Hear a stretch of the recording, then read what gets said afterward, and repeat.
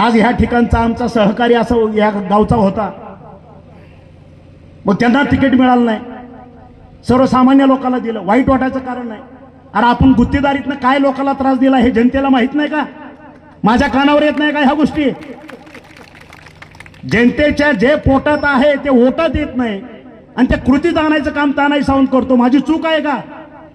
आज काय अवस्था रस्ते ह्याची करून ठेवलेली आहे. काय ठिकाणी आता सांगितलं की विहिरीचं काम दाब, ह्याचं काम दाब, उसाला लोकांना त्रास दे. तुझ्या बापाचं होतं का? सर्वसामान्यासाठी उभा केलेली ही यंत्रणा आहे. तुम्ही तिथे एजंट म्हणून पाय घालायचं काय कारण आहे? आता मी एक रस्त्यावर आलो, एक तरी उमेदवार ह्या ठिकाणचा स्क्रीनवर दाखवतोय, हा रस्ता मी केला. तुझ्या बापाने केला? निधी कोणी दिला? महाराष्ट्र शासनानं निधी हा तानाजी सावंत आणला. तुझ्या एक कपातच्या हात मिंद आहे आणि रस्त्याची अवस्था काय झाली मी बघितलं येताना. त्याची इन्क्वायरीच लावतो. तू बघ, थांब आता काय मी काय करतो.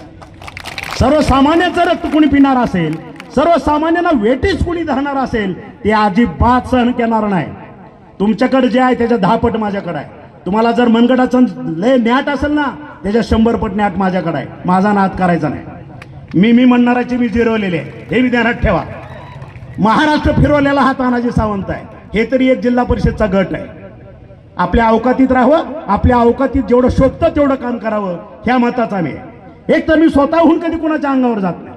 विकासाशिवाय मी कुठलं भाष्य करत नाही. फक्त विकास आणि विकास, सर्वसामान्यांना मदत करणे, ज्याला कोणी नाही त्याचा पालक होणं, हे मी माझं भाग्य समजतो. आणि आजही तुमच्या सगळ्याच्या माध्यमातून मी आवाहन करतोय, ज्याला कोणी नाही त्यांना अर्ध्या रात्री तानाजी सावंतचा दरवाजा खटखटा.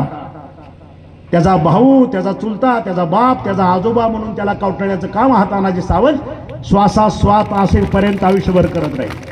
कुठंही अंतर पडू देणार नाही. एबीपी माझा, उघडा डोळे बघा नीट.